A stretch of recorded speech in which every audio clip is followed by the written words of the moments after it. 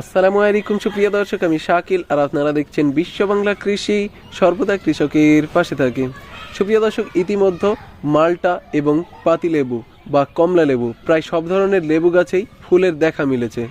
এই সময় গুরুত্বপূর্ণ পরিচর্যা করতে হবে, তাহলে বাম্পার ফলন পাওয়া যাবে।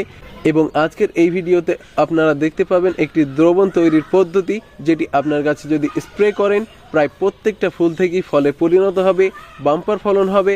অবশেষে আপনার ফল ছাঁটাই করতে হবে। তো আপনারা অবশ্যই এই ভিডিওটি শেষ পর্যন্ত দেখবেন। আর যারা বিশ্ব বাংলা কৃষি চ্যানেলে নতুন, তারা অবশ্যই চ্যানেলটি সাবস্ক্রাইব করবেন আর পাশের নোটিফিকেশন বেলটি অন করে দেবেন। তো চলুন সুপ্রিয় দর্শক, শুরু করা যাক। সুপ্রিয় দর্শক, আমার পাশে যে লেবু গাছটি দেখতে পাচ্ছেন, এটা সাউথ আফ্রিকান ইয়েলো মাল্টা। এটাতে অলরেডি গুটি সেট হয়ে গেছে, এটা অনেকটাই বড় হয়ে গেছে এবং এই গাছে প্রচুর পরিমাণে ফুলের দেখা পাওয়া যাচ্ছে।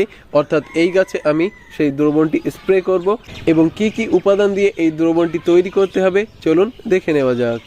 সুপ্রিয় দর্শক, এই সারটি প্রস্তুত করতে দুইটি উপাদান প্রয়োজন হবে।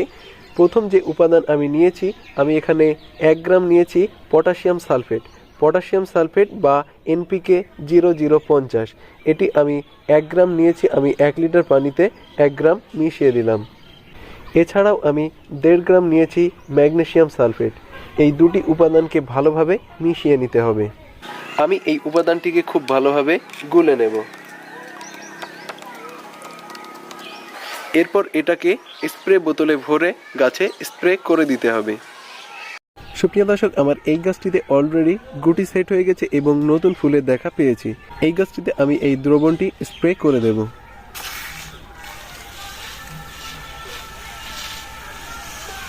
খুব ভালোভাবে ফুল সমেত গাছগুলিকে ধুয়ে দিতে হবে।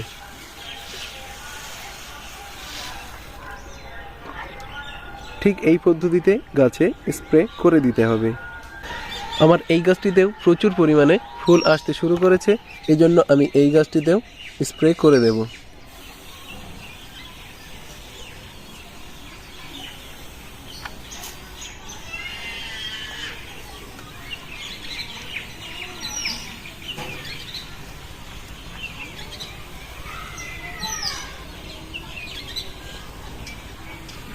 সুপ্রিয় দর্শক, এবার আমি আমার এই সাউথ আফ্রিকান ইয়েলো মাল্টা গাছে স্প্রে করে দেব। আমি দ্রবণটি তৈরি করে রেখেছি, এবার আমি এই গাছে স্প্রে করে দিচ্ছি। খুব ভালোভাবে সম্পূর্ণ গাছটিতে স্প্রে করে দিতে হবে।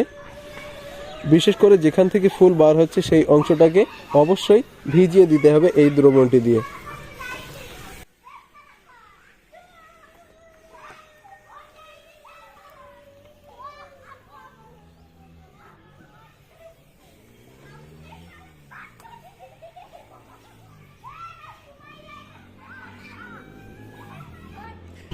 সুপ্রিয় দর্শক, একটা বিষয় আপনার জানা অবশ্যই প্রয়োজন। আমি যে দুটি উপাদান ব্যবহার করেছি, এই দুটি উপাদান খুবই গুরুত্বপূর্ণ লেবু গাছের জন্য। এখন অর্থাৎ ফুল থেকে ফল হওয়ার এই স্টেজে খুবই গুরুত্বপূর্ণ পটাশিয়াম সালফেট এবং ম্যাগনেসিয়াম সালফেট।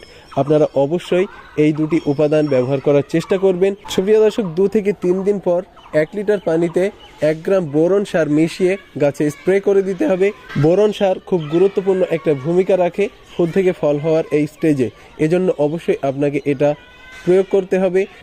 এবং সুপ্রিয় দর্শক, আপনার লেবু গাছে ফুল ফোটার আগে ছত্রাকনাশক এবং কীটনাশক প্রয়োগ করতে হবে।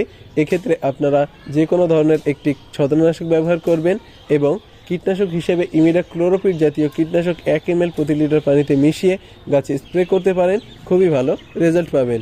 এবং যখন ফুল ফুটে যাবে তখন কোনো ধরনের কীটনাশক প্রয়োগ করার প্রয়োজন নেই। সুপ্রিয় দর্শক, এইভাবেই আপনারা পরিচর্যা নিন। পরবর্তী পরিচর্যাতে দেখাবো ফল সেট হওয়ার পরে কি কি কাজ আপনাদেরকে করতে হবে। সুপ্রিয় দর্শক, আশা করি আপনাদের এই ভিডিওটি ভালো লেগেছে। ভিডিওটি যদি ভালো লাগে তাহলে অবশ্যই লাইক করবেন এবং আপনার যদি কোনো মতামত থাকে তাহলে অবশ্যই কমেন্টে জানাবেন। আর আপনি যদি বিশ্ব বাংলা কৃষি চ্যানেলে নতুন হয়ে থাকেন তাহলে অবশ্যই চ্যানেলটি সাবস্ক্রাইব করবেন। ধৈর্য ধরে এই ভিডিওটি শেষ পর্যন্ত দেখার জন্য আপনাকে অসংখ্য ধন্যবাদ। থ্যাঙ্কস ফর ওয়াচিং বিশ্ব বাংলা কৃষি।